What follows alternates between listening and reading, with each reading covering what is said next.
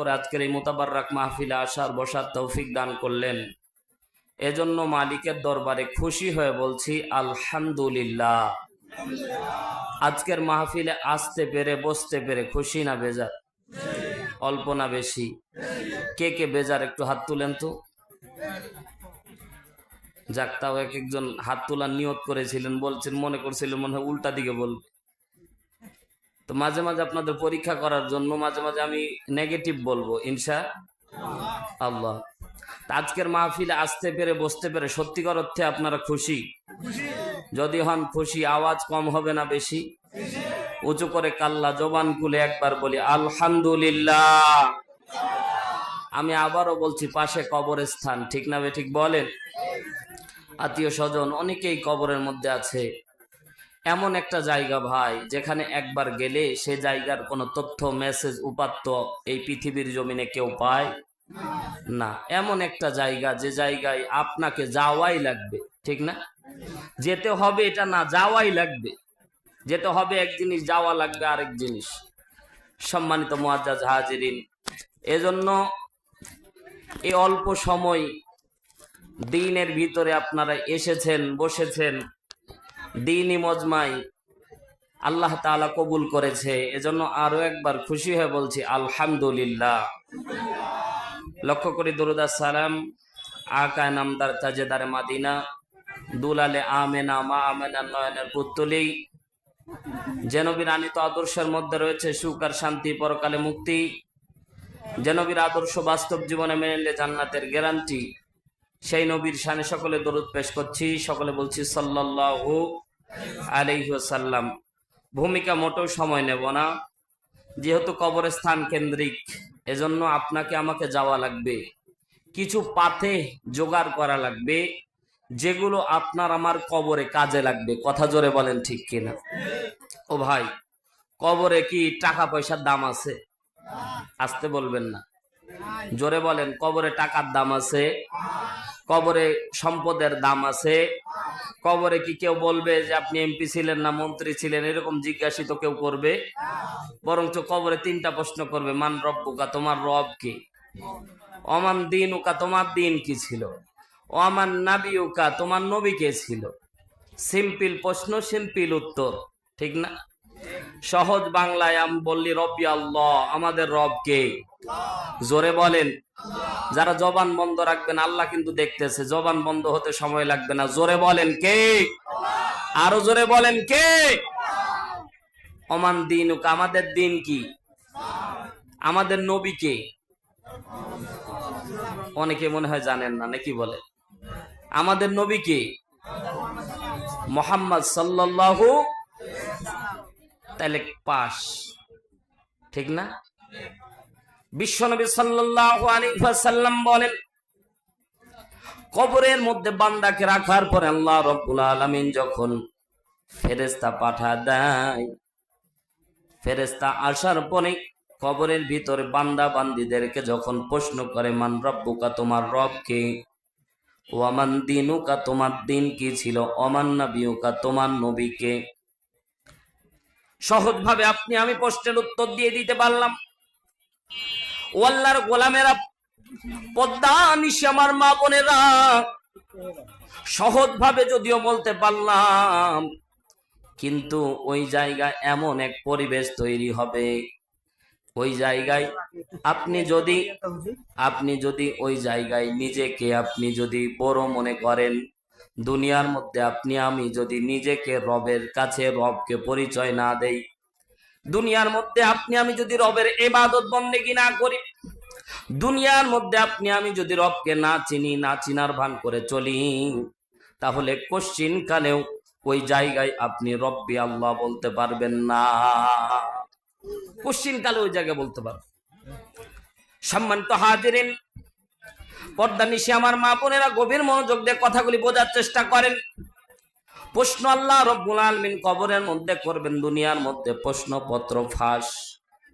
ও আল্লাহর বান্দা, কোন পরীক্ষা পৃথিবীর মধ্যে এমন কোন জায়গায় পরীক্ষার মধ্যে আপনি কি দেখেছেন প্রশ্নপত্র আগে জানায়া দেয়? এরকম আছে নাকি? বলেন তো, আছে নাকি? এমন কোন পরীক্ষা, সহজ পরীক্ষা হলেও কোশ্চিন কালেও কোশ্চিন আগে ফাঁস করা হয় না। আল্লাহ রাব্বুল আলামিন বান্দাকে আগেই প্রশ্নপত্র ফাঁস করে দেয়, উত্তরও জানায়া দেয়। মুখস্থি করলে লাভ আছে নাকি ভাই?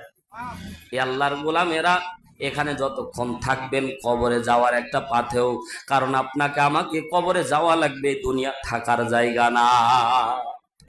কবি সুন্দর করে কবির ভাষায় বলে, দুনিয়া থাকার জায়গা নয় রে দুনিয়া, দুনিয়া থাকার জায়গা নয়, না ফেরার দেশে যাইবা একদিন ফেসে, না ফেরার দেশে যাইবা একদিন ফেসে, আর তো ফিরাইবা না ও দুনিয়া, দুনিয়া থাকার জায়গা নয়। কথা জোরে বলেন ঠিক কিনা? নাকের কাছে জীবন তোমার, মরণ ঘাড়ের পিছে, প্রাণ পাখি দিলে ফাঁকি, সবই তোমার মিছে। চোখ বুঝিলে একবার তুমি, হায় রে চোখ বুঝিলে একবার তুমি, আর তো ফিরা আইবা না, দুনিয়া থাকার জায়গা না, দুনিয়া থাকার জায়গা নয় রে দুনিয়া, দুনিয়া থাকার জায়গা নয়। কথা জোরে বলেন ঠিক কিনা? আপনি আমি কেউ দুনিয়ার মধ্যে থাকবো না। আল্লাহ রাব্বুল আলামিন প্রশ্ন জানায়া দেয়, উত্তরও জানায়া দেয়। কি আজীব ব্যাপার! কিন্তু না না না, কবরের মধ্যে ফেরেশতারা যখন প্রশ্ন করবে উত্তর দিতে পারবেন না। যদি ইমানদার হন কেবলমাত্র তারাই উত্তর দিতে পারবে। জোরে বলেন সুবহানাল্লাহ। তাহলে ইমানদাররা শুধু উত্তর দিতে পারবে, বেঈমানেরা পারবে না। সহজে বোঝানোর জন্য একটা উদাহরণ দিই। এই বিজোড়া থেকে আপনার মা আপনাকে 1 কেজি চাউল আনার জন্য বাজারে পাঠালো।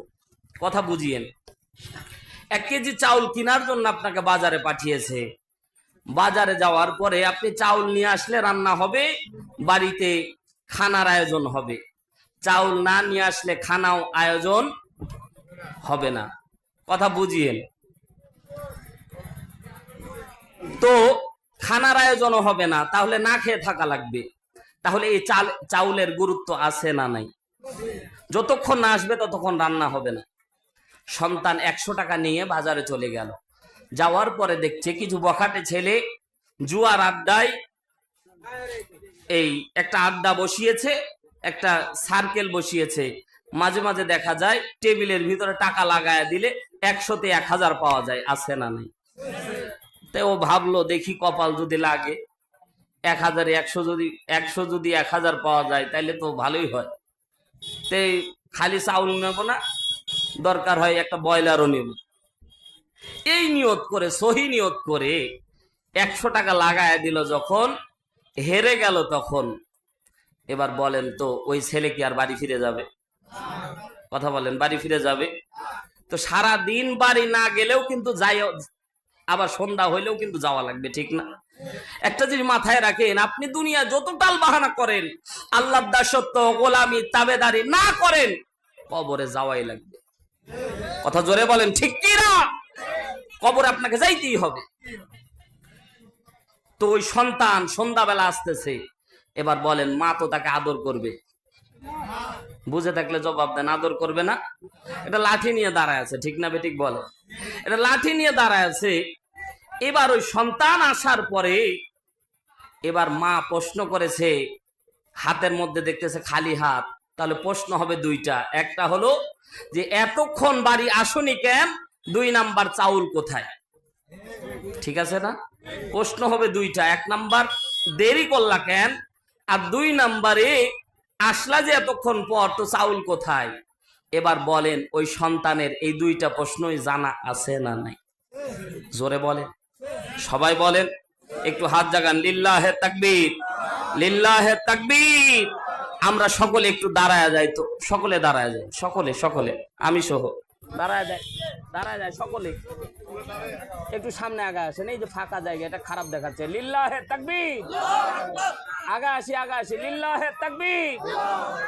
আগা আসি, বসি। কেউ রাগ করেন না, আমাকে বদদোয়া দিয়ে না, আগা আসেন মহব্বতের ভাইরা। অল্প সময় আমলের উদ্দেশ্যে কিছু কথা হবে, রাগ করতেছেন?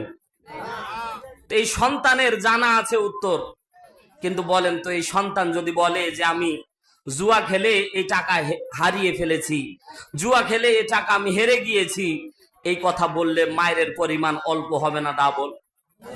জোরে বলেন, অল্প হবে না ডাবল?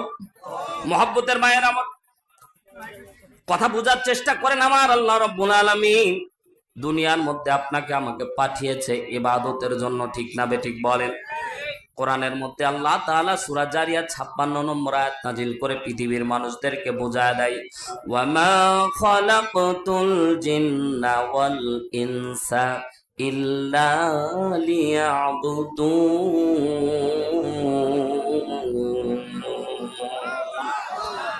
হয় নাই? জোরে বলেন আল্লাহু আকবার।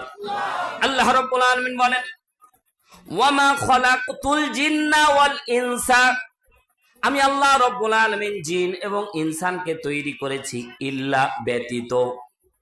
আল্লাহ তাআলা নেগেটিভ কথা বলতেছে। আমি আল্লাহ তাআলা মানুষ এবং জিন জাতিকে সৃষ্টি করেছি এজন্য না, কেবলমাত্র এই জন্য সৃষ্টি করেছি ইল্লা লিয়াবুদুন, শুধুমাত্র আমি আল্লাহ রাব্বুল আলামিনের ইবাদত দাসত্ব গোলামি করবে। আমি আল্লাহ রাব্বুল আলামিন এই জন্য বান্দাকে সৃষ্টি করেছি। দুনিয়ার মধ্যে আসার পরে আল্লাহ রাব্বুল আলামিনকে ভুলে গিয়ে দুনিয়ার মত্ত হয়ে গেছি, সম্পদের পিছনে ছুটে চলেছি। দুনিয়ার মধ্যে দুনিয়াকে আল্লাহ রাব্বুল আলামিনকে ভুলে গিয়েছি। ফজরে মুয়াজ্জিন আজান দেয়, খবর নাই। জোহরে আজান দেয়, খবর নাই। আসরে আজান দেয়, খবর নাই। মাগরিবে আজান দেয়, খবর নাই। এরে মুসলমান, চিন্তাও করে দেখলাম না, ওয়াক্ত যখন একটার পর একটা চলে যায়, আপনার জীবনেরও ওয়াক্ত শেষ হয়ে যায়। কথা জোরে বলেন, ঠিক কিনা? আল্লাহ রাব্বুল আলামিন আপনার আমার নির্দিষ্ট হায়াত দান করেছে। এই জন্য আল্লাহ রাব্বুল আলামিন বলেন, الذي خلق الموت والحياة ليبلوكم أيكم أحسن عملا وهو العزيز الغفور। হয় নাই? আরো জোরে বলেন আল্লাহু আকবার। যত আল্লাহু আকবার বলবেন আপনার হৃৎপিণ্ড তত ভালো থাকবে। জোরে বলেন আল্লাহু আকবার। কেউ জবান বন্ধ রাখবেন না, দুই হাত আসমানের দিকে উঁচু করে বলেন আল্লাহু আকবার। আরো জোরে বলেন আল্লাহু আকবার। আল্লাহ রাব্বুল আলামিন বলেন, আল্লাযী, তিনি সেই সত্তা যিনি, জোরে বলেন কে? আরো জোরে। কেন? এ মুসলমান, আল্লাহরে আল্লাহ কয়া যখন বান্দা ডাক দেয়, আল্লাহ এত খুশি হয়। আল্লাহ বলে আল্লাহু আকবার বলার সাথে সাথে এই ধ্বনি যেন পৃথিবীর মধ্যে থাকে না, আরশের মধ্যে ধাক্কা দেয়। জোরে বলেন সুবহানাল্লাহ। ছোট্ট বাচ্চা যখন কথা বলা শেখে, মা বলে আব্বা বলে একবার যদি ডাক দেয় বাবা, তো দেখেন বাবা দৌড়ায় আসে, ঠিক না?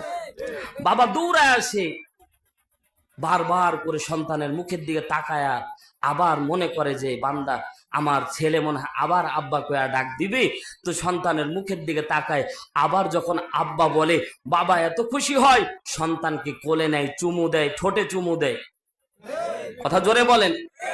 আল্লাহ তাআলা বলে, বান্দা তোর অন্তরের মধ্যে আমি আল্লাহ রাব্বুল আলামিন 1% দয়া দিয়েছি। কয় পার্সেন্ট? 1% দয়া দিয়েছি, বাকি 99 দয়া আমি আল্লাহ নিজের কাছে রেখে দিয়েছি। এ বান্দা, আমি আল্লাহ তাআলা 99% দয়া নিজের কাছে রেখে দিয়েছি। 1% দয়ায় একবার আব্বাকে ডাক দিলে বাবা যেমন খুশি হয়, ও বান্দা এটাকে 99 ভাগ তুমি একটু উপর দিকে চিন্তা করে দেখো। আমি আল্লাহরে আল্লাহ কয়া ডাক দিতে দেরি হয়, আমি আল্লাহ ওই বান্দার ডাকে সাড়া দিতে দেরি করি না।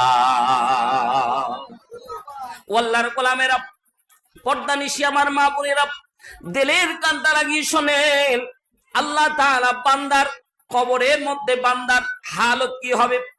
আমার আলোচ্য বিষয় হলো কবর। যেহেতু কবরের স্থানকে সামনে নিয়ে আজকের আলোচনা, আর কবরে যেহেতু যাওয়াই লাগবে, এর মুসলমান অল্প সময়ে কেমনে কবরের পাতেও সংগ্রহ করবেন, এটা অল্প সময়ের ভিতরে এমন কিছু আমল দিয়ে যাব, আমল করতে দেরি হবে, কবরটা জান্নাতের বাগান হতে দেরি হবে না।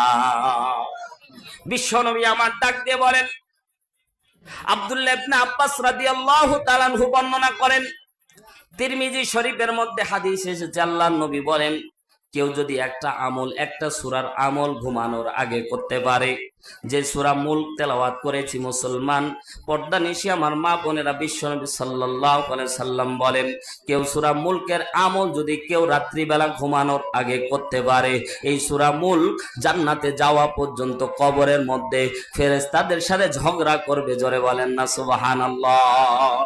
ঝগড়া কি জন্য করবে? কোন আযাবের ফেরেশতারা আসার সাথে সাথে সূরা মুলক দাঁড়ায় যাবে। সুবহানাল্লাহ জোরে বলেন। কেউ যদি আমল করেন, এরই আল্লাহর গোলামেরা আমল করি, আমল করার সাথে সাথে আমার আল্লাহ রাব্বুল আলামিন বলে সূরা মুলকের আমল কেউ যদি ঘুমানোর আগে করে, কিসের আগে? আমল শিক্ষা নেন। 1 নাম্বার আমল সূরা মুলকের আমল আজকে থেকে করব ইনশা। জোরে বলেন ইনশা। যারা পারেন না, যাদের মুখস্থ নাই মুখস্থ করে ফেলবেন, যারা পারেন না অন্তত দেখে দেখে তেলাওয়াত করবেন। আল্লাহ নবী সাল্লাল্লাহু আলাইহি সাল্লাম বলেন সূরা মুলক এশারের নামাজের পরে ঘুমানোর আগে কোন ব্যক্তি যদি রেগুলার আমল করে, এই সূরা মুলক কবরের মধ্যে তার নাজাতের জরিয়া হয়ে যাবে। 1 নাম্বার কবর। এরই আল্লাহর গোলামেরা আল্লাহ রাব্বুল আলামিন বোঝাচ্ছেন, আল্লাযী খলাকাল মাউতা, আমি আল্লাহ রাব্বুল আলামিন মৃত্যু সৃষ্টি করেছি। মৃত্যুকে আল্লাহ রাব্বুল আলামিন আগে সৃষ্টি করেছে, তারপর হায়াত দিয়েছে। তাফসীর ইবনে আশুর, আল্লামা ইবনে আশুর রাহমাতুল্লাহ আলাইহি বলেন, আল্লাহ তাআলা যদি মৃত্যু মানুষের না দান করত, তাহলে মানুষের ধরনটা চেঞ্জ হয়ে যেত। কারণ আপনি আমি যদি মৃত্যু বরণ না করতাম, তাহলে আপনি আমি কাউকে তোয়াক্কা করে চলতাম না। কথা জোরে বলেন ঠিক কিনা? আবার হায়াতের জিন্দেগি এমন, এরই আল্লাহর গোলামেরা প্রশ্ন করতে চাই, জিজ্ঞাসা করতে চাই, আপনি আমি কখন মারা যাব, কি অবস্থায় মারা যাব বলতে পারবো নাকি? কথা আসতে বলবেন না, জোরে বলেন বলতে পারবো। ইনি মুসলমান, আপনি আমি কখন কোন অবস্থায় মারা যাব বলতে পারবো না। আল্লাহ তাআলা হায়াতের জিম্মাদার নিয়েছে, আল্লাহ তাআলা হায়াত নির্দিষ্ট করে দিয়েছে। আল্লাহ রাব্বুল আলামিন বলে, বান্দা আমি কেন হায়াত আর মৃত্যুর খেলা তৈরি করলাম?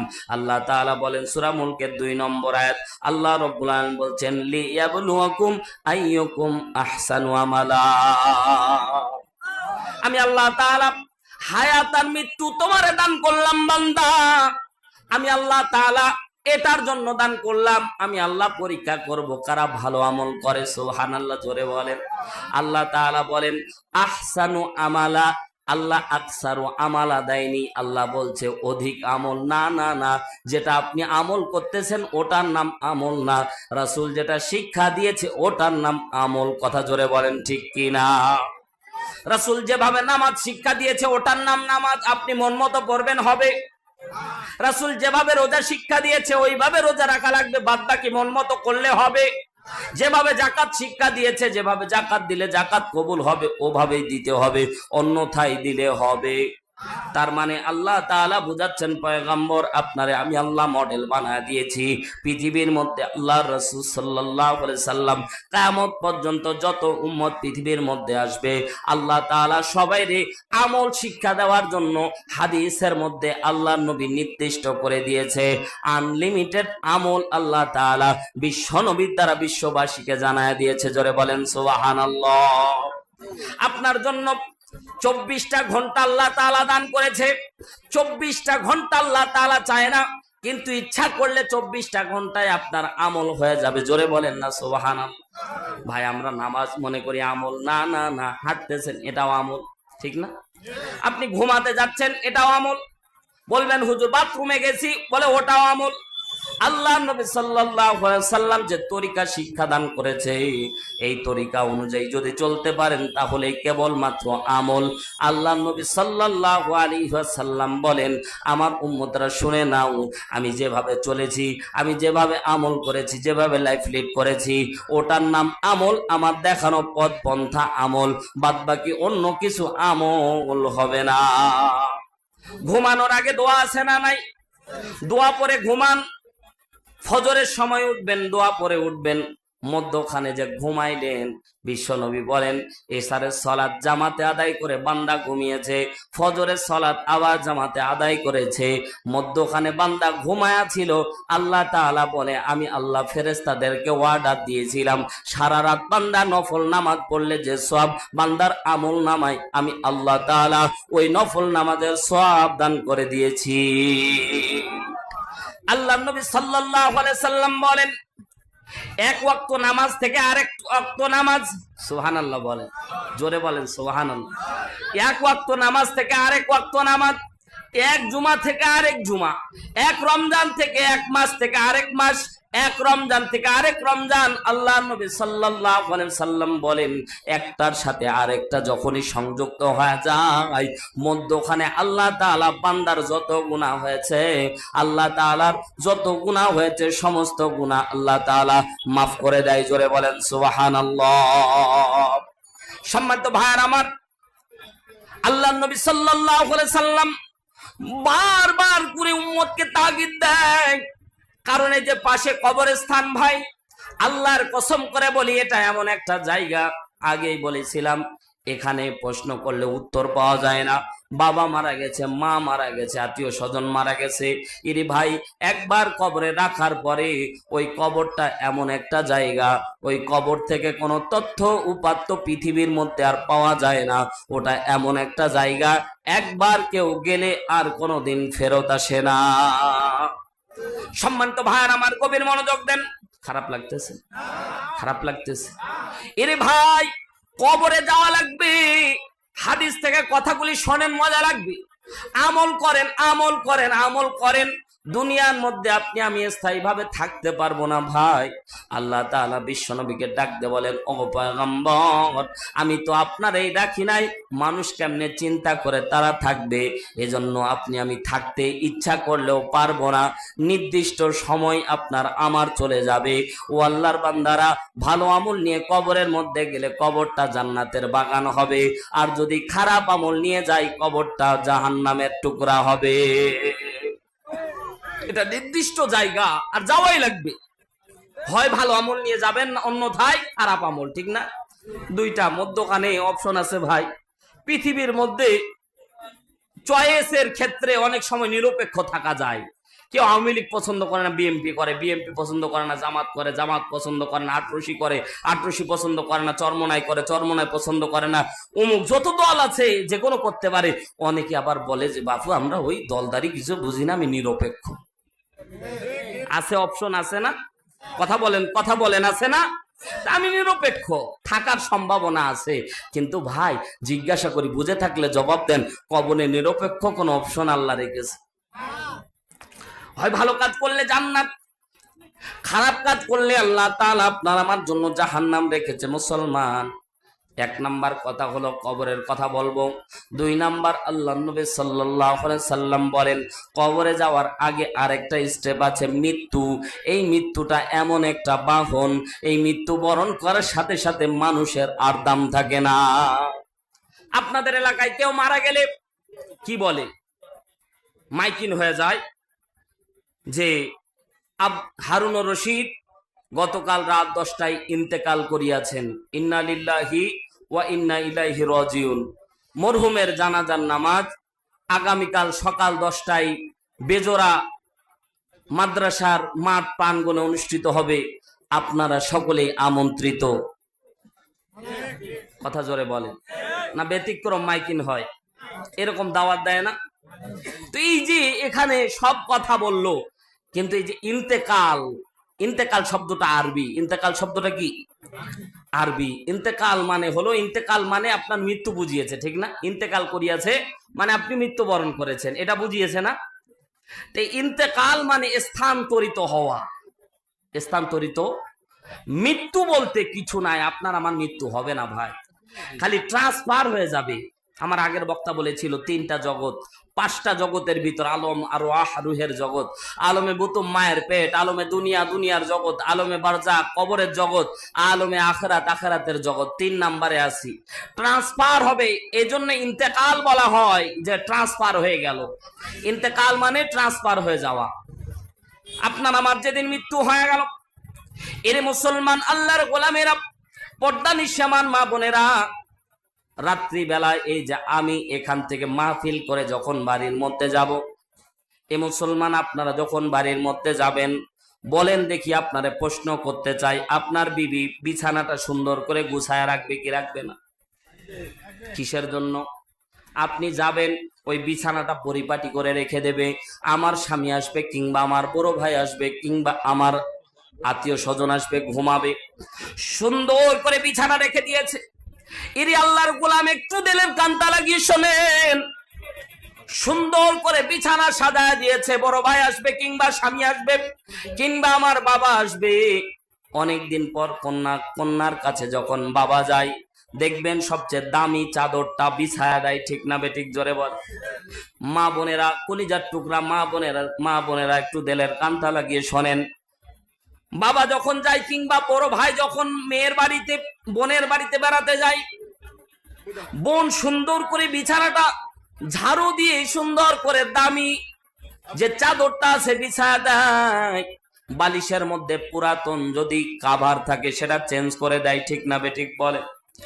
এখন পক্ষান্তরে আপনাকে বলি, আপনি বাবার সন্তানের কাছে যাওয়ার জন্য রেডি হয়েছেন, কন্যার বাড়িতে যাচ্ছেন, যাইতে যাইতে আপনি রেল ব্রিজ পার হওয়ার আগে আপনার মৃত্যু হওয়ার সম্ভাবনা আছে না নাই? ইরে ভাই, কত ভালোবাসে সন্তান, বাবাকে সন্তান কত ভালোবাসে।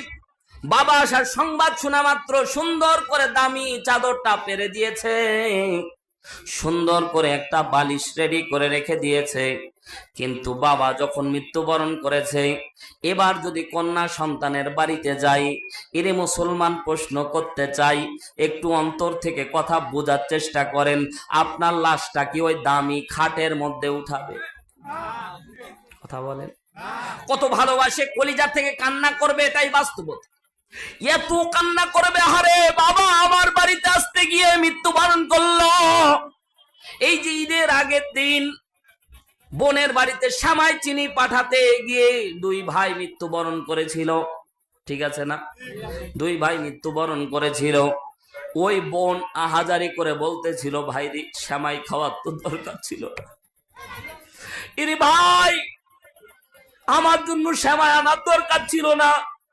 আবেগ দিয়ে বলতেছে, কিন্তু সেমাই নিয়ে যাওয়ার সময় তারা তো জানতো না মৃত্যুবরণ করবে। মৃত্যুটা কেমন বুঝাচ্ছে?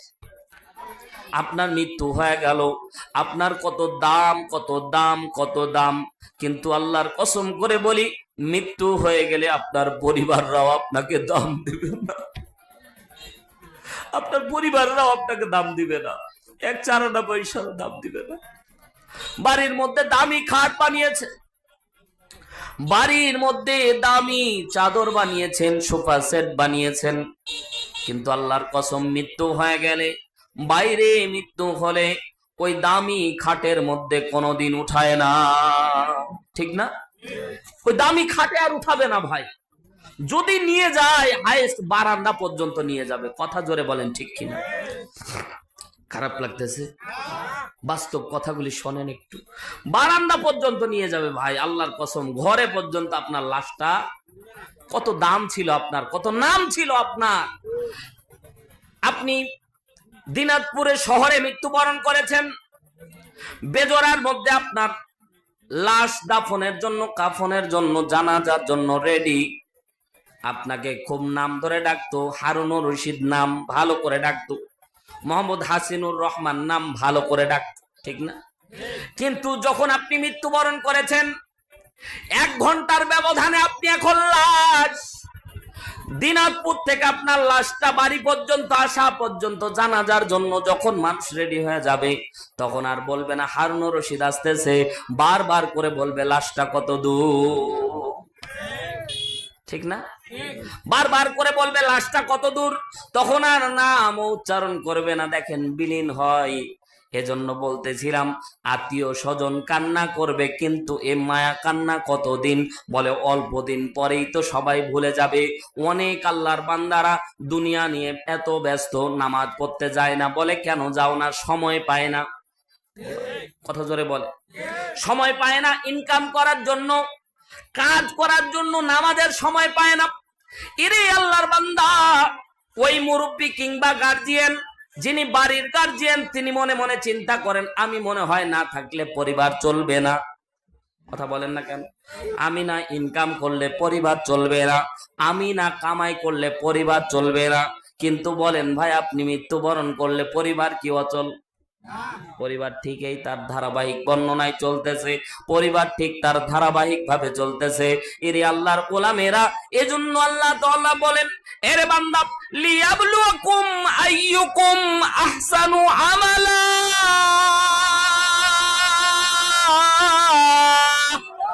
এজন্য আল্লাহ তাআলা বলে, বান্দা আমি আল্লাহ পরীক্ষা হলের মধ্যে তোমারে পাঠিয়েছি। আমি আল্লাহ পরীক্ষা করতেছি কারা ভালো আমল করে আর কারা খারাপ আমল করে। ভালো আমলের জন্য আমি আল্লাহ তোমাদের জন্য জান্নাত রেডি করে রেখে দিয়েছি। লিল্লাহে তাকবীর। হয় নাই? লিল্লাহে তাকবীর।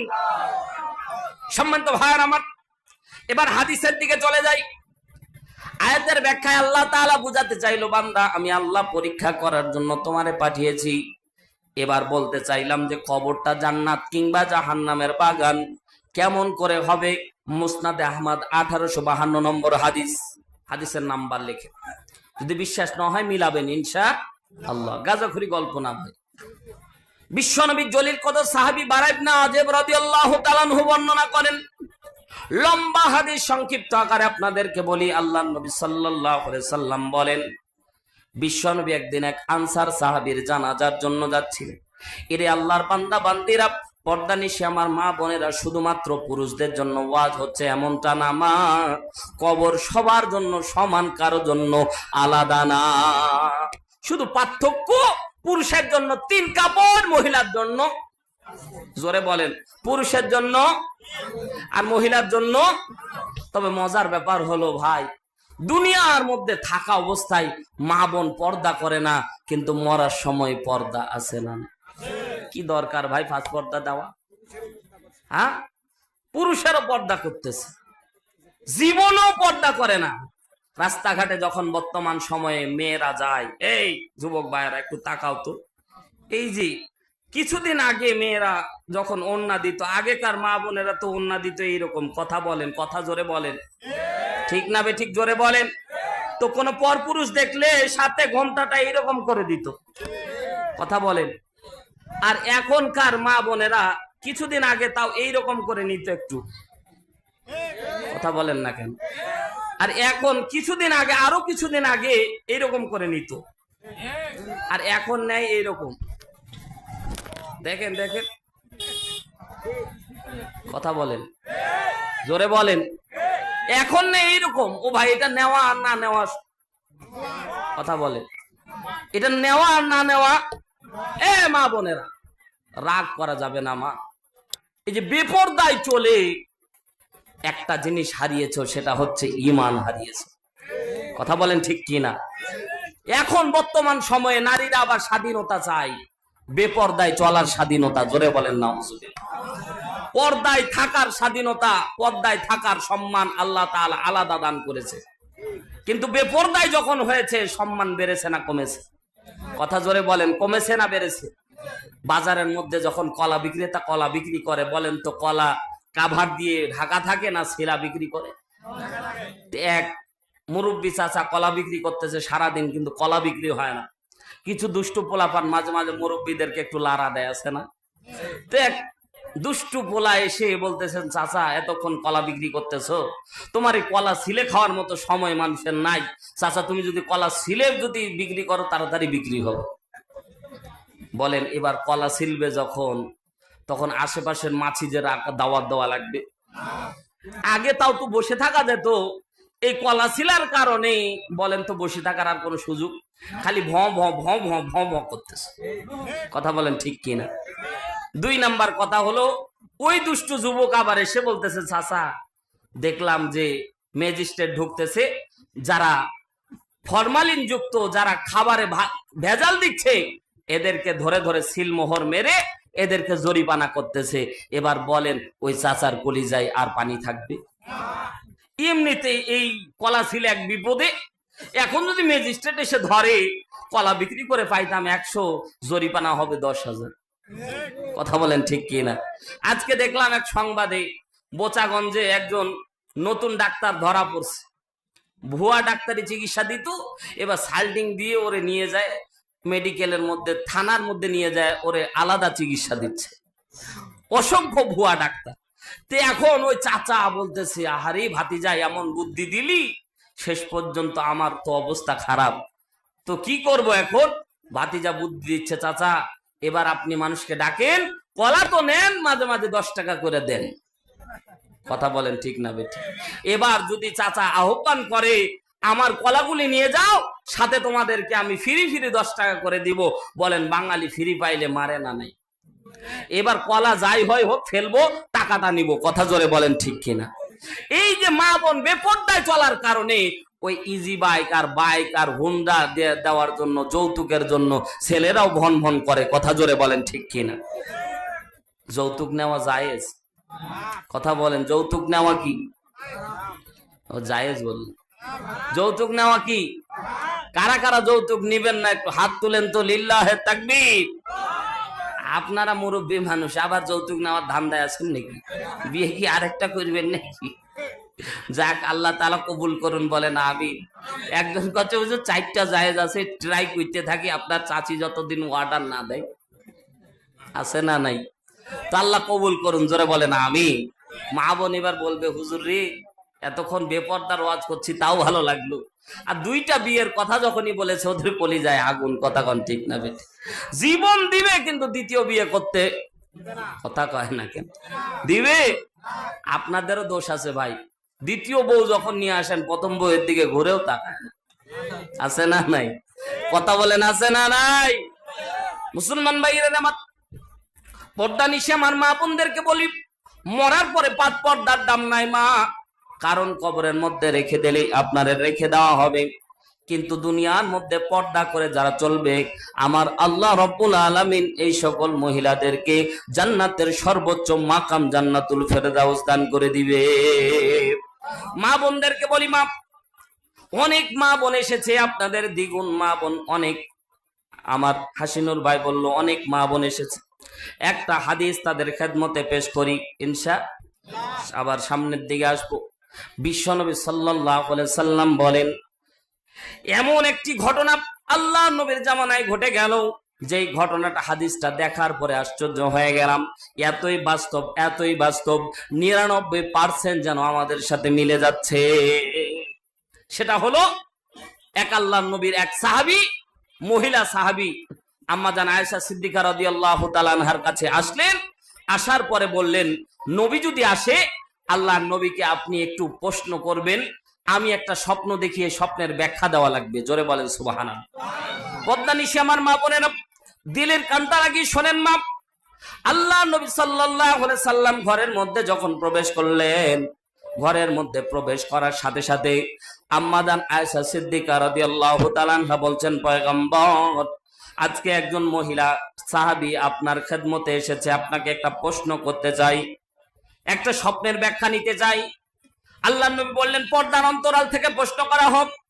পর্দার অন্তরাল থেকে স্বপ্নের ব্যাখ্যা জানানোর জন্য মহিলা প্রশ্ন করলেন, ওগো পয়গম্বর আজকে থেকে 3 দিন আগে আমার কন্যা সন্তান মৃত্যুবরণ করেছে। হাদিস থেকে বলতেছি ভাই, কাজা করি কল্পনা। 3 দিন আগে আমার কন্যা সন্তান মৃত্যুবরণ করেছে। আমি 3 রাতে স্বপ্নে দেখলাম আমার কন্যা সন্তান যেন আগুনের মধ্যে জ্বলতেছে। এই স্বপ্নের ব্যাখ্যাটা আপনি একটু করে দেন। এই আল্লাহর বান্দা বান্দিরা, পদ্মা নিশি আমার মা বোনেরা, দিলের কান্তা লাগি শোনেন মা। আল্লাহ নবী যে স্বপ্নের ব্যাখ্যা করে গেছে, এটা কিয়ামত পর্যন্ত সমস্ত নারীদের জন্য শিক্ষা হয়ে থাকবে। যদি আমল না করতে পারো, 100% আপনিও আগুনের মধ্যে গ্রেফতার হবেন। আল্লাহ তাআলা শিক্ষা দেওয়ার জন্য এই নারীর দ্বারা পুরা পৃথিবীবাসীকে শিক্ষা দান করতেছে। জোরে বলেন সুবহানাল্লাহ। আল্লাহর নবী কিছুক্ষণ চুপ থাকলেন, কারণ আল্লাহর নবী কি জানতো? জিবরাইল আমিন চলে আসলেন, ওগো পয়গম্বর মহিলা সাহাবী প্রশ্ন করেছে, সাইলকারী মহিলা সাহাবী স্বপ্নের ব্যাখ্যা শুনতে চেয়েছে। ওগো পয়গম্বর আমি দেখে আসলাম জাহান্নাম, উকি দিয়ে আসলাম, ওই যে মহিলার কথা বলতেছে, যে কন্যার কথা বলতেছে, তার কন্যা অরিজিনাল জাহান্নামের আগুনের মধ্যে গ্রেপ্তার। ওগো পয়গম্বর, কিন্তু আল্লাহ তাআলা তার কিছু আমল পছন্দ করেছে। সুবহানাল্লাহ।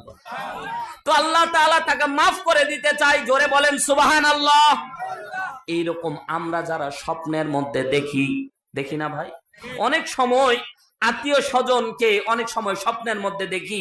এই স্বপ্ন মৃত ব্যক্তিকে নিয়ে স্বপ্ন দেখলে এই স্বপ্ন শয়তানের না, এটা আল্লাহর পক্ষ থেকে। সুবহানাল্লাহ। আজকে শিখে নেন কি আমল করতে হবে, ঠিক আছে তো ইনশাল্লাহ?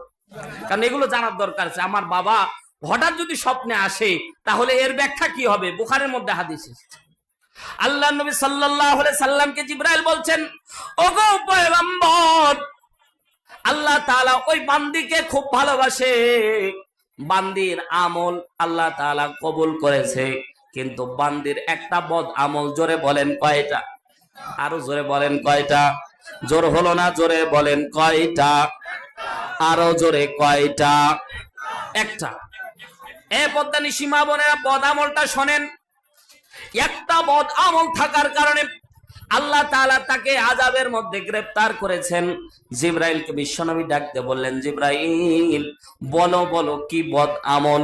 জিবরাইল বলছেন, ইয়া রাসূলুল্লাহ, আপনাকে বলতেছি, কিন্তু আপনিও তাদের কাছে একটু শুনে নিবেন। জোরে বলেন সুবহানাল্লাহ।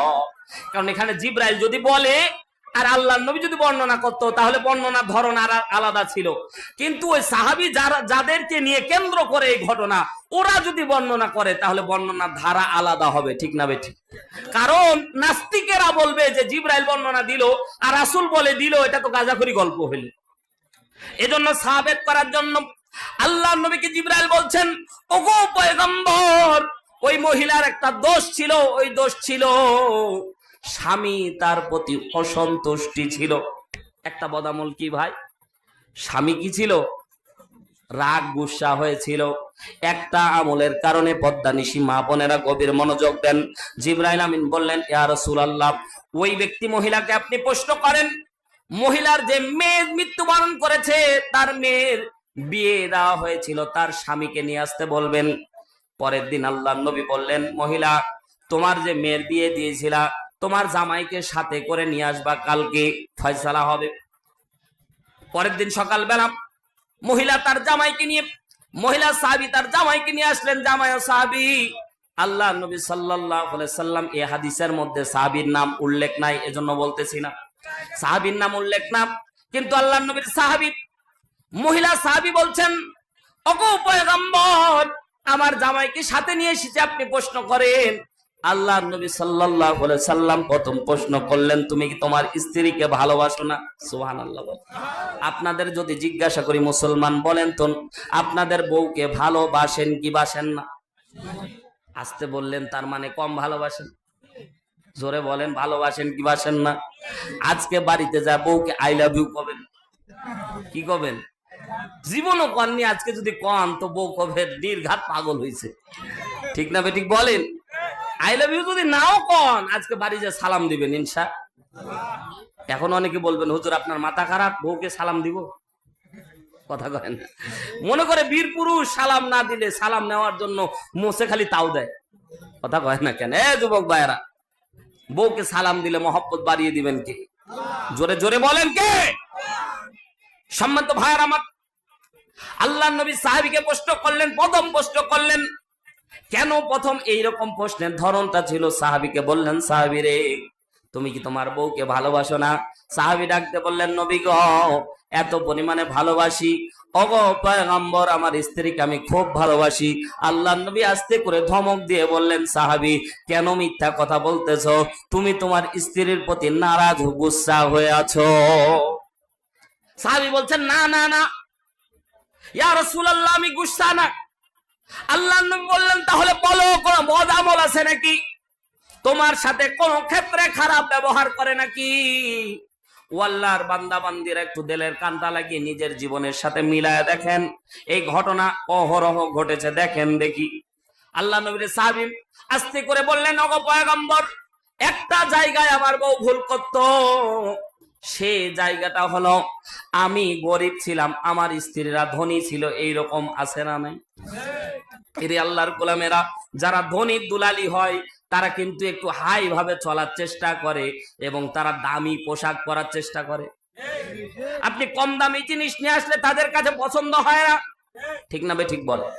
এখন স্বামী যদি কোনো স্ত্রীর জন্য কোনো কিছু কিনে এনে দেয়, এটা অনেক স্ত্রী চয়েস করে না, আছে না নাই? করেছে, আর দেওরা অমনি বলেছে, ভাবি এটা কোনো পোশাক হইলো? বলেন তো ওই সংসার আর টিকবে? ঘরের মধ্যে যায়া ও সাপ আর নেউলের মতো কিনে আনো, কথা কয় না কেন?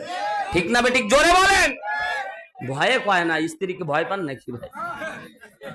এক নাটোরে, ভাই হাসতেছেন, নাটোরে এক জায়গায় মাহফিল করেছি, বললাম যে কার স্ত্রী মানে ভালোবাসে না, রাগান্বিত হয়, একজন নারায় তাকবীর দাঁড়ায় গেছে, হুজুর আমার স্ত্রী এত ঝগড়া করে। আর ওই যে প্রজেক্টর ম্যান আছে ঘুরাইয়া দিছে, আর ওই বউ ছিল মাহফিলে। বলে দেখি ওই বউ যদি, ওই বউ এখন ঘরের মধ্যে যায় আর ওয়াজ শোনা বাদ, বাড়ির মধ্যে যায় শীতকানি লাগাই দিয়েছে, কনকনে শীতের দিন, সারা রাত এই বেচারা ঢুকতে দেয়নি ভাই। আমি ওই যে কার্ড দিয়ে আসছিলাম, ফোন দেয়, হুজুর কোথায়? আমি বলছি বাড়িতে কেবল ঢুকলাম, এখন ঘুমাবো। বলছে হুজুর আপনি তো গাড়িতে নিরিবিলি গেছেন, আমি তো সারা রাত বসে আছি। আমি বলছি কেন? বলছে ওই যে আপনি বললেন যে কার স্ত্রী কথা শোনে না, কার স্ত্রী খারাপ, তা আমি নারায় তাকবীর জোশে মেরে দিয়েছি, আর ক্যামেরাম্যান অমনি ঘুরাই দিয়েছে, আমার বউ তো দেখে ফেলেছে। এজন্য আপনারা খুব চালাক ভাই, বলতেছেন না মোটে কালে বউয়ের গাইল খাবো নাকি? মহব্বতের ভাইয়ের আমার, আল্লাহ নবী সাল্লাল্লাহু আলাইহি সাল্লাম ডাক দিয়ে বললেন, কি এমন বদ আমল করত? দেখেন সাহাবী বলছেন, ইয়া রাসূলুল্লাহ, আমার স্ত্রী ধনী ছিল, আমি আমার সামর্থ্য অনুযায়ী বউয়ের জন্য যখন কাপড় কিনে দিতাম, ইরে আল্লাহর বান্দার আমার দিয়ে একটু তাকান, সাথে সাথে বউয়ের হাতে যখন কাপড়টা দিতাম, সাথে সাথে ওই কাপড়টা পাওয়া মাত্র আমার বুকের মধ্যে ছুঁড়ে মেরে দিত। বলছে তোমার কাপড় পছন্দ হয় না।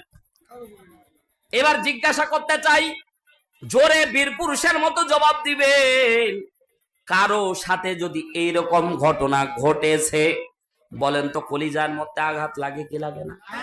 আস্তে বলা যাবে না, জোরে বললাম, বলেন তো আঘাত কম লাগবে না বেশি? কলিজাটা ফেটে যাবে। আরে কত কষ্ট করে পছন্দ করে নিজের জন্য, নিজের পছন্দ করে দামি একটা আমার সামর্থ্য অনুযায়ী কাপড় এনে দিলাম, এই কাপড় পছন্দ করলো না, ছুঁড়ে ফেলে দিল, বলেন তো কলিজায় কম আঘাত লাগবে না বেশি? সাহাবী বলছেন, ইয়া রাসূলুল্লাহ, আমার কলিজা ফেটে গেছে। বারবার করে এরকম যখন ঘটনা ঘটতো, আমি কিচ্ছু দেখি নাই, আমার স্ত্রীর নামাজ রোজা সব ঠিক থাকতো, কিন্তু আমি কোনো কাপড় এনে দিলে কোনোদিন পছন্দ করতো না। এইরকম ঘটনা আমাদের সমাজে ঘটে না? ঘটে না? অহরহ ঘটতেছে, ঘটতেছে। তার প্রমাণ, আমরা কোন জিনিস কিনে এনে দিলে তারা পছন্দ করে না, এজন্যই আমরা যখন এনে দেই পছন্দ না করে, আমরা বীর পুরুষের মতো বান্ডিলটা বের করে দিই, ওই ময়নার মা তুই যা নিজেই কাপড় কিনে আন। তখন বান্দিরা, আল্লাহর বান্দিরা তখন ওই টাকা পেয়ে মার্কেটে চলে যায়। এখন আর ঈদের মার্কেটে পুরুষ দেখা যায় না। কথা বলেন না কেন? ঠিক না বেঠিক? বলে মহিলা দিয়ে ভরে গেছে। আল্লাহর বান্দিরা, স্বামী স্ত্রীর জন্য যে পোশাক এনে দিয়েছে, এটার মাঝে বরকত 100-100। কথা জোরে বলেন ঠিক কিনা? কারণ পছন্দকারী স্বামী পছন্দ করে এনেছে, স্ত্রী পরিধান করবে, তৃপ্তি পাবে স্বামী। কথা জোরে বলেন ঠিক কিনা? কিন্তু এখন ব্যতিক্রম, কাপড় কিনে দেয় আমরা, মজা মারে ভ্যান চালক আর দোকানদাররা। কথা বলেন ঠিক কিনা? বুধবারের দিন কিস্তিওয়ালার সামনে যখন যায়, তখন ভালোই সেন্ট মারে, কথা কয় না। আর স্বামীর কাছে যখন আসে তখন দুর্গন্ধ। কথা কয় না কেন ভাই? ঠিক বলতেছে, ওরা বিয়েই করেনি। ওর বুঝলো কেমনে? লিল্লাহে তাকবীর। মহব্বতের ভাইরা, কথা বোঝার চেষ্টা করেন, কথাগুলি বাস্তব না অবাস্তব ভাই? স্বামীর কাছে যায় দুর্গন্ধযুক্ত কাপড় নিয়ে, স্বামী বেচারা বাইরে সুন্দর সুন্দর নারী দেখে, তখন নিজের কাছে দুর্গন্ধযুক্ত স্ত্রী আসে, বলেন তো চুলের মুঠি ধরবে কি ধরবে না? মায়ের দেয় না, এটা তো তোমাদের কপাল। কথা কয় না কেন? স্বামীর কাছে সাজা ফরজ, ঠিক না বে ঠিক? সাজুগুজু করবে কার জন্য? স্বামীর জন্য। কিন্তু এখন ব্যতিক্রম ভাই, স্বামীর জন্য কেউ সাজে, সাজে হচ্ছে দেওরার জন্য, সাজে বিয়ে বাড়ির জন্য, সাজে মার্কেটে যাওয়ার জন্য, সাজে বান্ধবীর বাড়ি যাওয়ার জন্য। কথা জোরে বলেন ঠিক কিনা? মহব্বতের ভাইয়ের আমার, ওই সাহাবী বলছি ইয়া রাসূলুল্লাহ, কোন অন্যায় আমি আমার স্ত্রীকে কোনো অন্যায় করতে দেখতাম না, কিন্তু একটা ভুল। মা বোনেরা অনুরোধ করে বলি, তোমার স্বামী তোমার জন্য যেটা পছন্দ করে এনে দিবে, এটা তুমি পছন্দ করে যদি পরিধান করতে পারো, এর মাঝে আল্লাহ তাআলা আসমান থেকে রহমত ঢেলে দেবে। জোরে বলেন সুবহানাল্লাহ। কিন্তু যদি পছন্দ না করো, তোমার হালত কি হবে? বিশ্ব নবী আমার ডাকতে বলেন, এরে সাহাবী, আল্লাহ তাআলা গোটা বিশ্ববাসীকে শিক্ষা দেওয়ার জন্য এই ঘটনা বর্ণনা করেছে। আল্লাহ নবী ওই সাহাবীকে বলছেন, সাহাবী রে, তুমি তোমার স্ত্রীকে মাফ করে দাও, ক্ষমা করে দাও। ওই সাহাবী বলছেন, ইয়া রাসূলুল্লাহ, মনের মধ্যে অনেক বেশি কষ্ট, বারবার কাপড় কিনে দিতাম কিন্তু পছন্দ করতো না।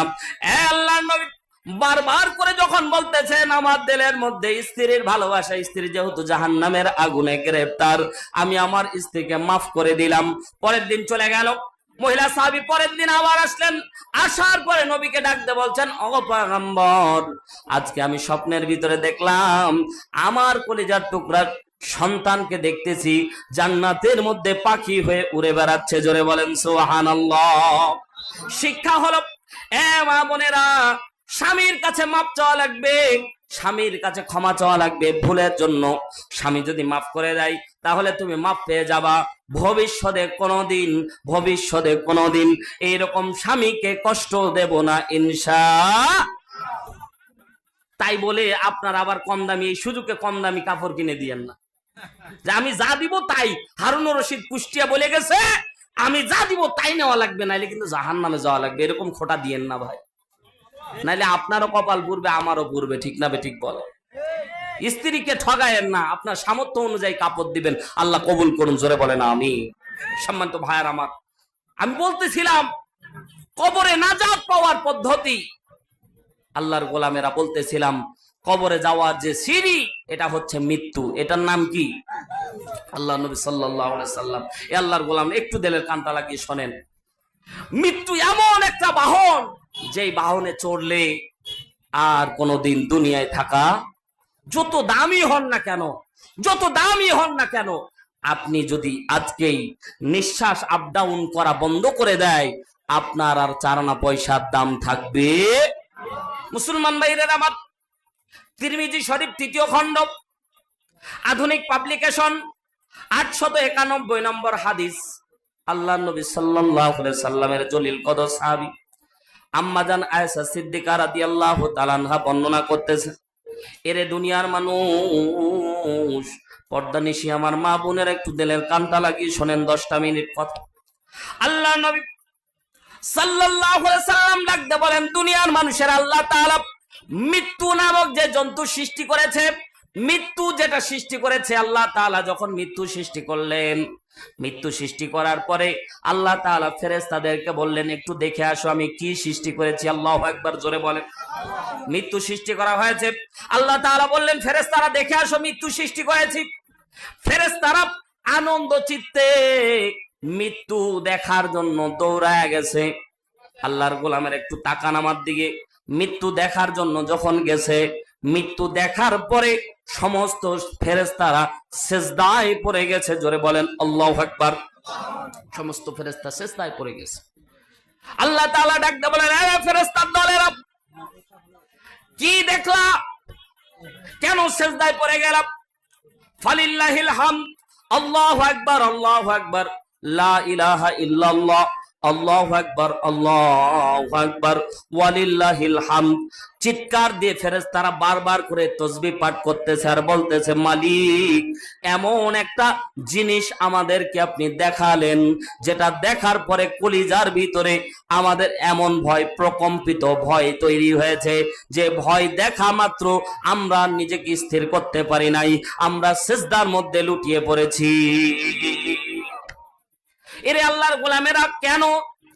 কি জিনিস দেখলো ফেরেশতারা? মৃত্যুটা কি? দুনিয়ার কোন সলিমউদ্দিন আর কলিমউদ্দিনের কথা বলতেছি না, একটু দিলের কানটা লাগিয়ে কথাগুলি শোনেন। তিরমিজি শরীফ হাদিস নাম্বার বলছে, আধুনিক পাবলিকেশন 891 নম্বর হাদিস। আম্মা জান আয়েশা সিদ্দিকা রাদিয়াল্লাহু তাআলা আনহা বর্ণনা করতেছে, আল্লাহর নবী যেদিন মৃত্যুবরণ করে, আল্লাহর নবী মৃত্যুবরণকালে আল্লাহর নবী, আমি আয়েশার রানের উপরে, উরুর উপরে, কথা বলা যাবে না, উরুর উপরে আল্লাহর নবীর মাথা মোবারক ছিল। জোরে বলেন সুবহানাল্লাহ। আল্লাহর নবী যেভাবে শুয়েছিলেন, আল্লাহর নবীর কবরটা ওই জায়গায় হয়েছিল। জোরে বলেন সুবহানাল্লাহ। আম্মা জান আয়েশা সিদ্দিকা রাদিয়াল্লাহু তাআলা আনহা বলেন, আল্লাহর নবী মৃত্যুর জন্য পুরোপুরি প্রিপেয়ার হলেন। আজরাইল মালাকুল মউত চলে আসলেন, জিবরাইল চলে আসলেন। আল্লাহর নবীর সামনে জিবরাইল গল্প করতেছেন, মালাকুল মউত গল্প করতেছেন। সুবহানাল্লাহ। আজরাইল আলাইহিস সালাতু ওয়াস সালাম কারো জান কবজে আসতো না, শুধুমাত্র পয়গম্বরদের জান কবজ করেছিলেন আজরাইল। অনেকে বলবেন, হুজুর তাহলে আমাদের জান কে কবজ করবে? প্রশ্ন আছে না নাই? আমাদের জান কে কবজ করে বলেন তো? আজরাইল ও জিবরাইল। মাশাআল্লাহ। আজরাইল, জিবরাইল, মিকরাইল যা আছে বলেন, যেটা হয় হোক। আসলে আমরা ভুল জানি, আসলে আজরাইল জান কবজ করেন। আজরাইল হচ্ছে একজন লিডার, তিনি দায়িত্বশীল। আমাদের জন্য, প্রত্যেকের জন্য মালাকুল মউত মৃত্যুর ফেরেশতা রেডি আছে। সুবহানাল্লাহ। প্রত্যেকের জন্য রেডি আছে ভাই। কারণ আপনাকে বলি, এই বেজোড়ায় একজন মারা গেল, দিনাজপুরে একজন মারা গেল, একই সময় আছে না নাই? ঢাকায় মারা যায়, রংপুরে মারা যায়, পুরা পৃথিবীতে হিসাব করে দেখা যায় এট এ টাইম 1 সেকেন্ডের ব্যবধানে 1 সেকেন্ডে প্রায় 27 জন মারা গেছে। বলেন বেজোড়ায় যদি আজরাইল থাকে, দিনাজপুরে কিটা গেছে? হ্যাঁ, একটা লঞ্চ ডুবে যাচ্ছে, একসাথে 100 জন যাত্রী মারা যাচ্ছে, এমন ঘটনা আমি গাজাখুরি বলতেছি। আছে না এরকম? একসাথে লঞ্চ ডুবলো, একসাথে 1000 যাত্রী মারা গেল। এবার আজরাইল ওইভাবে হাক দুক করে জান কবজ করার সময় আছে ভাই? হাক দুকের বিষয়টা, জান কবজের নিয়মটাই আলাদা, ব্যতিক্রম। তো প্রত্যেকের জন্য মালাকুল মউত আল্লাহ তাআলা চালান করে দিয়েছে। কিন্তু পয়গম্বরদের, নবীদের বেলায় আল্লাহ তাআলা আজরাইলকে পাঠাতেন। সুবহানাল্লাহ বলেন, সম্মানের জন্য। এটা মালাকুল মউত আজরাইল আলাইহিস সালাতু ওয়াস সালাম চলে আসলেন, সালাম দিলেন, ওগো পয়গম্বর। কথা বোঝার চেষ্টা করেন পয়গম্বরকে, আল্লাহর নবীকে। আজরাইল প্রথমে সান্ত্বনা দিলেন, পয়গম্বর আপনি মৃত্যুর জন্য প্রস্তুতি নেন। আল্লাহ তাআলা প্রত্যেক পয়গম্বরকে আল্লাহ তাআলা মৃত্যুর আগে বলেছিলেন, আপনি কি যাবেন না যাবেন না? সুবহানাল্লাহ। আপনাকে আমাকে যদি বলা হতো মরবেন কি মরবেন না, বলেন তো কি করতাম? যাও, কালকে আসিও, ঠিক না? একটু সময় দাও, তোমার পায়ে ধরি, একটা বান্ডিল দরকার হয় দিয়ে দিই। এরকম সুযোগ থাকলে মনে হয় প্রত্যেকে আমরা এক বান্ডিল করে নিয়েই ঘুরতাম। মালাকুল মউত আসলেই এটা নাও, কথা কয় না। মালাকুল মউত আজরাইল বলছেন, ইয়া রাসূলুল্লাহ, আল্লাহ রাব্বুল আলামিন আপনাকে জানায় দিয়েছেন, আল্লাহ রাব্বুল আলামিন আপনাকে বলে দিয়েছেন, রব আপনার জন্য অপেক্ষা। জোরে বলেন সুবহানাল্লাহ। আল্লাহ আপনার জন্য অপেক্ষা করতেছেন, রবের দিদার পাওয়ার জন্য। আপনি কি প্রস্তুত? আমি জানি প্রেমের পাগল সে তো মদিনায়, প্রেমানলে ডুবে মরি, প্রেমানলে ডুবে মরি, ওহে রব্বানা। আমি জানি প্রেমের পাগল সে তো মদিনায়। কথা বলেন ঠিক কিনা? মুসলমান ডানে বামে যাওয়ার সময় নাই। ইসরাফিল সিংহায় ফু দিয়ে দিয়েছে, সময় শেষ, কাছাকাছি সময় শেষ হয়ে যাচ্ছে আমার।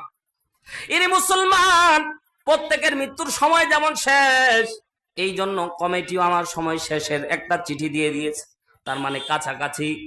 ও আল্লাহর গোলামেরা, আজরাইল বলছেন, ইয়া রাসূলুল্লাহ, ইয়া হাবিবাল্লাহ, আজকে থেকে, আদম থেকে শুরু করে আজ পর্যন্ত, আজ থেকে শুরু করে কিয়ামত পর্যন্ত যত মানুষের জান কবজ করা হয়েছে, আপনার মতো ইহসানের সহিত কারো জান কবজ করা হয় না, হবে না। আল্লাহ নবীকে সান্ত্বনা দেওয়া হচ্ছে, আপনি ভয় পাবেন না। লা তাখাফ, ওয়ালা তাহজান, আপনি ভয় পায়েন না, চিন্তা করিয়েন না, আপনাকে কষ্টই দেওয়া হবে না। কারণ আপনি যদি কষ্ট পান, আমি আজরাইলকে কিয়ামতের ময়দানে জবাব দেওয়া লাগবে। আল্লাহু আকবার, জোরে বলেন, আরো জোরে বলেন আল্লাহু আকবার। মালাকুল মউত আজরাইল বলছেন, আপনি যদি কষ্ট পান তাহলে আল্লাহর কাছে কি দেওয়া লাগবে? জবাব দেওয়া লাগবে। তাহলে কতটা ইহসানের সহিত জান কবজ করা হয়। আল্লাহ নবী প্রিপারেশন নিলেন। এরে মুসলমান পর্দা নিশে আমার মা বোনেরা, দুনিয়ার কলিমুদ্দিন সলিমুদ্দিনের জান কবজের কথা বলতেছে। আমার পয়গম্বর প্রিপারেশন নিলেন। মালাকুল মউত আস্তে করে হাতটা বিশ্ব নবীর বুকের মধ্যে বসাবেন, হাতের মধ্যে আত্মা চলে আসবে আল্লাহ নবীর বুকের উপরে। আস্তে করে যখন আল্লাহ নবী সাল্লাল্লাহু আলাইহি সাল্লামের বুকের মধ্যে যখন আস্তে করে মালাকুল মউত আজরাইল যখন হাতটা বসাচ্ছিলেন, আল্লাহ নবীর প্রাণপ্রিয় স্ত্রী আম্মা জান আয়েশা বর্ণনা করতেছেন, হাদিস দেখে নেবেন। আম্মা জান আয়েশা বলতেছেন, আমি খেয়াল করে দেখলাম আজরাইল যখন হাত বসাচ্ছিল, আমি আয়েশা মনে করতেছিলাম এমন চাপ পড়েছে আমার পায়ের হাড্ডিগুলি ভেঙে যাবে। এরে আল্লাহর গোলাম, একটাবার চিন্তা করে দেখেন, পয়গম্বর ডাকতে বললেন, মালাকুল মউত, তুমি না বললা আমার কোনো কষ্ট হবে না, কিন্তু তুমি বুকের মধ্যে যখন হাত দিচ্ছিলা তখন আমার বুকের মধ্যে মনে হচ্ছিল যে বুকের মধ্যে মনে হচ্ছে উহুদ পাহাড় তুমি চাপা দিচ্ছ। আল্লাহ নবীর জান কবজের কথা বলতেছি, দুনিয়ার কোন সলিমুদ্দিন আর কলিমুদ্দিন না। আয়েশা বলতেছে, আমার পায়ের হাড্ডিগুলি ভেঙে যাবে যাবে ভাব তৈরি হচ্ছে। কতটা চাপ পড়লে মানুষের পায়ের হাড্ডি ভাঙে। বাড়িতে যে একটু মিলায়েন তো, পায়ের মধ্যে একটার পর একটা চাপ দিয়ে দেখবেন চূড়ান্ত একটা চাপ না দেওয়া পর্যন্ত হাড্ডিতে লাগে না। মালাকুল মউতের হাতটা আস্তে করে সরায়া দিয়ে বলতেছে, মালাকুল মউত, তুমি বুকের মধ্যে হাত দিচ্ছিলে না, মনে হচ্ছে উৎপাত চাপায়া দিচ্ছ, হাতটা সরাও। আজরাইল বলছে, ইয়া রাসূলুল্লাহ, এই কথা বলবেন না, কারণ আপনি যদি কষ্ট পান আল্লাহর দরবারে আমাকে জবাব দেওয়া লাগবে। এ আল্লাহর বান্দারা, আপনি আমি মৃত্যুবরণ করব, মালাকুল মউত আপনার দরবারে আসবে, আপনার আমার জানটা নিয়ে যাবে। আল্লাহ নবী ওই জায়গায় বারবার করে মালাকুল মউতকে বারবার করে বলছে, এই আজরাইল, এটা যদি ইহসানের শহীদ হয় তাহলে আমার উম্মতের কি হবে, উম্মতের কি হবে। মৃত্যুর সময় কষ্ট হচ্ছে নিজের, উম্মতকে বলে নাই ভাই, বারবার করে বলছে আমার উম্মতের। তুমি যে বললা এটা ইহসান, যদি এটা ইহসান হয় এ মালাকুল মউত, তাহলে আমার উম্মতের কত কষ্ট হবে। মালাকুল মউত বলছেন, ইয়া রাসূলুল্লাহ, আপনার উম্মতকে বলবেন, তারা যদি ঈমানদার হয়, আমি আজরাইল ঘোষণা দিচ্ছি আল্লাহর পক্ষ থেকে, পিঁপড়া যেমন কামড় দিলে যেই রকম কষ্ট হয়, আপনার উম্মতের ঠিক ততটুক কষ্ট হবে। মুসনাদে আহমদ 1852 নম্বর হাদিস বলতেছিলাম, লম্বা হাদিস। মালাকুল মউত যখন আসে তখন ঈমানদারের শিহরে দাঁড়িয়ে বলে, ইরজি ইলা রাব্বিকি রাদিয়াতাম মারদিয়া ফাদখুলি ফি ইবাদি ওয়াদখুলি জান্নাতি। জোরে বলেন সুবহানাল্লাহ। মালাকুল মউত এসে বলে, রবের সন্তুষ্টির দিকে আসো, তুমি মরতে দেরি হবা, জান্নাত পেতে দেরি হবে। এই কথা বললে বলেন তো ওই আত্মা কি আর দেরি করবে? তো আল্লাহর নবী বলেন, কলসে যেমন পানি উপর করে দিলে পানি যেমন মানে তাড়াতাড়ি পড়ে, তেমন আত্মা সাথে সাথে মালাকুল মউতের হাতের মধ্যে চলে আসবে, বিন্দু পরিমাণে কষ্ট হবে না। জোরে বলেন না সুবহানাল্লাহ। যারা বেঈমান হবে, পদ্মা নিশে আমার মা বোনেরা, মরতে হবে, মালাকুল মউত আসবে, মৃত্যু হবেই আপনার। যদি বেঈমান হন তাহলে মালাকুল মউত এসে যখন ডাক দিবে, আত্মা আসো, রবের অসন্তুষ্টির দিকে, রব তোমার উপর গুসা আছে, রব তোমার উপর অসন্তুষ্টি আছে, আসো। তো সাথে সাথে ওই আত্মা আসার জন্য আসবে না, তখন আজরাইল তার দেহ নিয়ে, মৃত্যুর ফেরেশতা তার দেহ নিয়ে পুরো শরীরের মধ্যে রগে রগে দৌড়াবে। তখন চিৎকার দিবে, পানির পিপাসায় গলা ফেটে যাবে, তো বলা হচ্ছে যে মৃত্যুর যন্ত্রণা যে এত কষ্টের, যারা বেঈমান তাদেরকে আল্লাহ তাআলা কষ্ট দিয়ে, এখান থেকেই তাদের কষ্ট শুরু। আবার কবরে যাবে তো আল্লাহ তাআলা তাদের জন্য সিজ্জিল নামক স্থান তাদের জন্য নির্ধারণ করবে। সিজ্জিল বলা হয় মান হুয়া সিজ্জিল, ওগো পয়গম্বর সিজ্জিলটা কি? তো বিশ্ব নবী বলছেন জাহান্নামের একটা গর্তকে সিজ্জিল বলা হয়। তার মানে সুদূর জান্নাত আর জাহান্নাম পাওয়ার জন্য যুবক ভাইরা দিন দিন চলে যায়, রাত চলে যাবে। মুরব্বী বাবাজিরা, পদ্মা নিশি আমার মা বোনেরা, দিন চলে যাবে, রাত চলে যাবে, মৃত্যু ঘনিয়ে আসবে, সময় ফুরিয়ে যাবে।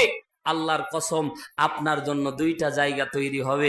ইমানদার হলে আল্লাহ তাআলা বলবেন আমার বান্দার স্থান ইল্লিনে করে দাও। আল্লাহু আকবার, আল্লাহু আকবার, জোরে বলেন আল্লাহু আকবার। আল্লাহ তাআলা যাদেরকে ইল্লিন নামক কবরের জায়গা দুইটা হবে, জোরে বলেন কয়টা? ইল্লিন না হয় সিজ্জিল। ইল্লিনে যাদের স্থান হবে এটা বলা হয় জান্নাতের একটা টুকরা, জোরে বলেন সুবহানাল্লাহ। এখানে যারা থাকবে আল্লাহ তাআলা তাদেরকে ঘুম পাড়িয়ে দিবে ফেরেশতা দিয়ে, সুবহানাল্লাহ বলেন, আরো জোরে বলেন সুবহানাল্লাহ। ফেরেশতাদেরকে দিয়ে ঘুম পাড়িয়ে দিবে, তো এরা আর জাগবে না। মালাক ইসরাফিল সিংহায় ফু দেওয়া পর্যন্ত এরা ঘুম পারবে। বলেন দেখি, যখন ঘুমায়া থাকেন সকাল হলে মনে হয় যে অল্প সময় ঘুমায়াছি, ঠিক না?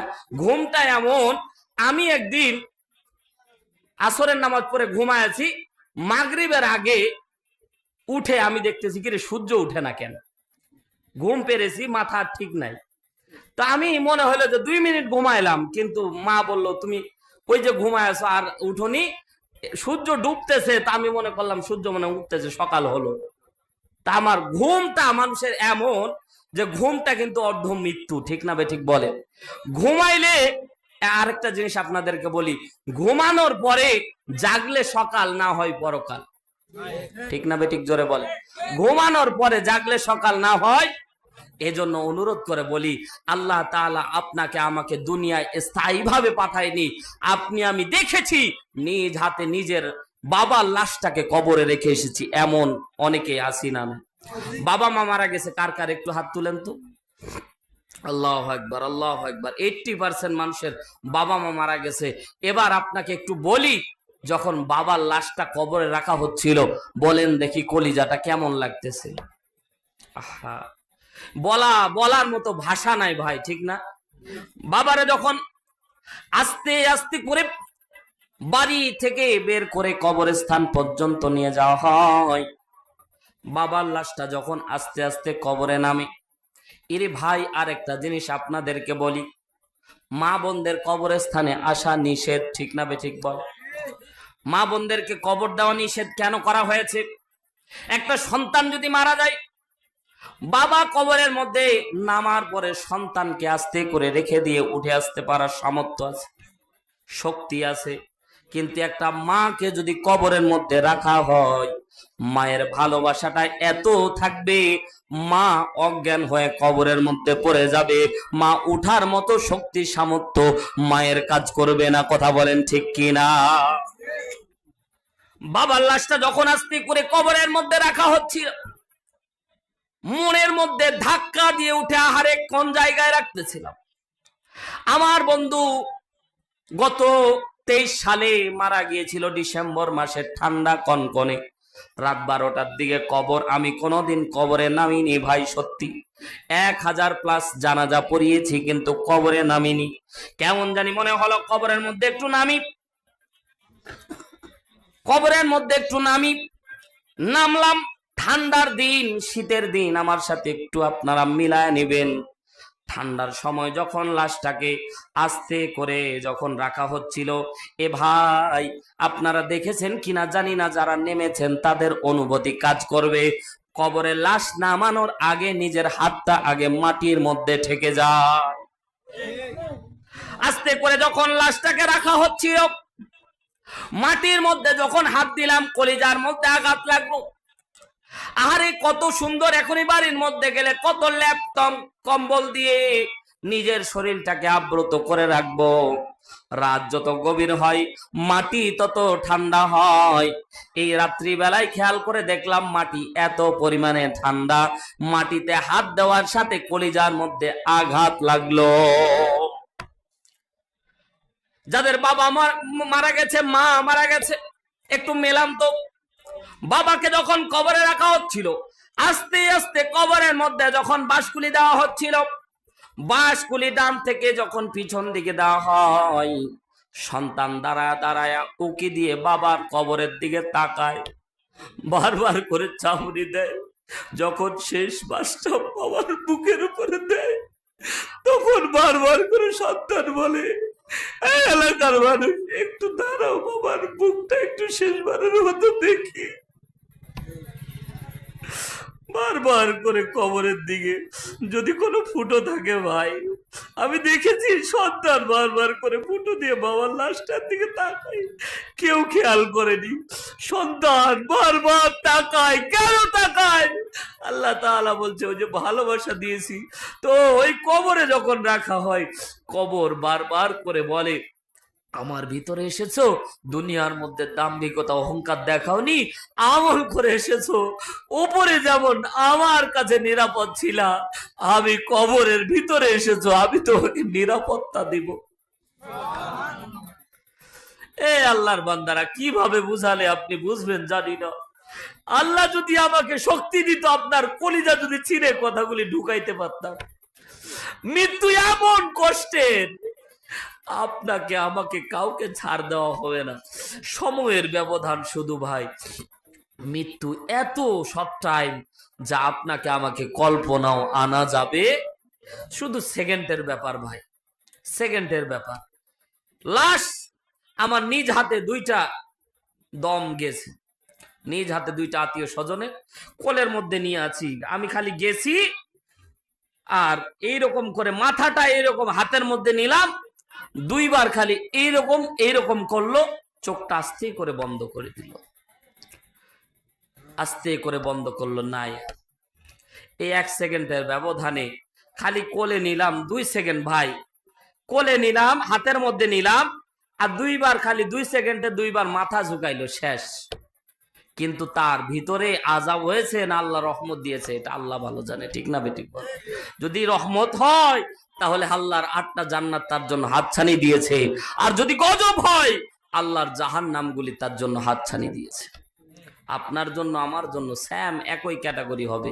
এজন্য অনুরোধ করে বলবো, দুনিয়ায় আল্লাহ তাআলা আপনাকে আমাকে সম্পদ দিয়েছে, কিন্তু এই সম্পদ ভাই 1টা টাকা কবরে যাবে। বলেন, 1টা টাকা কবরে যাবে? এজন্য কবি সুন্দর করে বলে, কবরে যে থাকবা তো কি নিয়ে থাকবা? কবরে কি করে রবে একা একা, অন্ধকারে বাতি নাই, বন্ধ ঘরে সাথী নাই, তোমার প্রিয়াও দেবে না তোমারে দেখা, কবরে কি করে রবে একা একা। কথা জোরে বলেন, ঠিক কিনা? বালিশ নাই, মশারি নাই, কেমন করে ঘুমাবে ভাই, নাই আর কন্ডিশনের ঠাই, নাই হিটার পাখা। এখন একটু গরম হলে ফ্যান, এয়ার কন্ডিশন, কত কি ভাবনা করে দেখেছি, কবরের মধ্যে কিচ্ছু নাই, ঠিক না? একটা বালিশ পর্যন্ত দিবে না। এই জন্য কবি বলে, বালিশ নাই, মশারি নাই, কেমন করে ঘুমাবে ভাই, নাই আর কন্ডিশনের ঠাই, নাই হিটার পাখা, নির্জন নিরালয় নিঝুমে, শীত গরমে একই রুমে, নির্জন নিরালয় নিঝুমে, শীত গরমে একই রুমে, থাকতে হবে টানা ঘুমে, বিধাতার লেখা, কবরে কি করে রবে একা একা। বলেন, কবরে কি করে রবে? অন্ধকারে বাতি নাই, বন্ধ ঘরে সাথী নাই, তোমার প্রিয়াও দেবে না তোমারে দেখা, কবরে কি করে রবে একা একা। বলেন, কবরে কি করে রবে? এমন একটা জায়গা, একাই থাকা লাগবে। কতদিন থাকা লাগবে নির্দিষ্ট সময় নাই। এরে ভাই, ইসরাফিল যতদিন সিংহায় ফোনা দিবে ততদিন কবরের জিন্দেগি। আল্লাহ তাআলা কবরের জিন্দেগিতে দুইটা জায়গা রেখেছে, আগেও বললাম, ইল্লিন অথবা সিজ্জিল। এই দুইটা জায়গা আপনার আমার জন্য বরাদ্দ। হয় জান্নাত না হয় জাহান্নাম, হয় জান্নাতের টুকরা না হয় জাহান্নামের টুকরা। আল্লাহ তাআলা আলমে বারজাকের জগৎটা এইভাবে সাজিয়ে রেখেছে। দুনিয়ার মধ্যে লম্বা হায়াতের জিন্দেগি আমল করা লাগবে, বিষয়টা এমন না। আল্লাহ রাব্বুল আলামিন বলে, নির্দিষ্ট হায়াতের মধ্যে অল্প আমল আমার জন্য যদি করতে পারো বান্দারা, আমি আল্লাহ রাব্বুল আলামিন অনন্ত কাল তোমার জন্য আমি আল্লাহ সুখময় করে দেব। আল্লাহ তো এমন রহমান, আল্লাহ বারবার করে বান্দার গুনাহ মাফের জন্য বারবার করে বান্দার ঠোঁটের দিকে তাকায় থাকে। আপনি আমি যখন একটা গুনাহ করি ভাই, গুনাহ করার পরে আপনি আমি বেকারার হয়ে যাই, বেমালুম আল্লাহকে ভুলে যাই। কথা জোরে বলেন ঠিক না বেঠিক? এ পদ্মানিশি মা বোনেরা, আপনি আমি গুনাহ করার সাথে সাথে আল্লাহ রব্বুল আলামিন এই নরম ঠোঁটের দিকে বারবার চেয়ে থাকি। এ বান্দা, আমি আল্লাহ, তুই অন্যায় করেছিস বান্দা, ভুল করেছিস, আমি আল্লাহর দরবারে যদি মাফ চাস আমি আল্লাহ মাফ করে দেব। লিল্লাহে তাকবীর, হয় নাই? লিল্লাহে তাকবীর। সবাই একটু হাতটা জাগান তো, ঘুম আসতেছে, একটু নাড়া দেন। নারায়ে তাকবীর। আল কোরআনের আলো, আল হাদিসের আলো, লিল্লাহে তাকবীর। সম্মানিত ভাইরা আমার, বলতেছিলাম আল্লাহ রাব্বুল আলামিন আপনার আমার নরম ঠোঁটের দিকে বারবার করে চায় থাকে, বান্দা কখন আমি আল্লাহ দরবারে মাপ চাই। ইরে আল্লাহর গোলাম, যখন গুনাহ করার পরে জোহরের ওয়াক্ত হয়, প্রত্যেকটা ওয়াক্তে ফেরেশতারা আল্লাহকে নক দেয়। সুবহানাল্লাহ বলে। আল্লাহর ফেরেশতারা বলে, আল্লাহ গুনাহটা কি লিখবো? জোরে বলেন আল্লাহু আকবার। একটা পাপ করেছেন, অন্যায় করেছেন, ফেরেশতারা বলে, আল্লাহ গুনাহটা কি লিখবো? আল্লাহ তাআলা জবাব দেয়, না, আমি আল্লাহ বান্দার ঠোঁটের দিকে চাই আছি, বান্দা যদি মাফ চাই আমি আল্লাহ মাফ করে দেব। আমি আল্লাহ তাআলা মাফ চাইলে আমি আল্লাহ মাফ করে দেব। নারায়ে তাকবীর। প্রধান বক্তার আগমন।